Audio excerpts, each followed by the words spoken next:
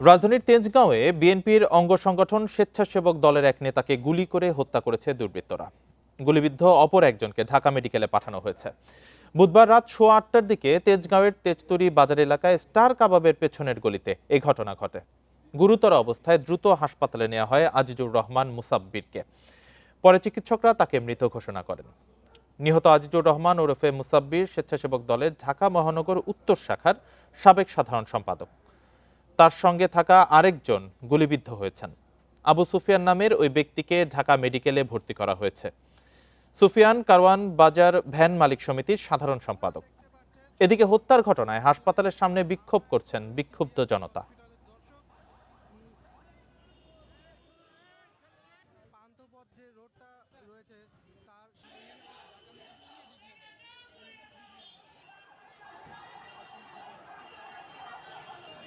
তাদেরকে অবিলম্বে গ্রেপ্তার করতে হবে এবং আমরা জাতীয়তাবাদী স্বেচ্ছাসেবক দলের আমি একজন কর্মী হিসেবে দাবি করব, আমাদের এই সহকর্মীর নস্বাতের জন্য একটি গোষ্ঠী পরিকল্পিতভাবে আজকে দেশে হত্যা সন্ত্রাস যাচ্ছে। কোনো শান্তি শৃঙ্খলা বজায় রাখুক, দেশে একটা অরাজকতা সৃষ্টি করতেছে।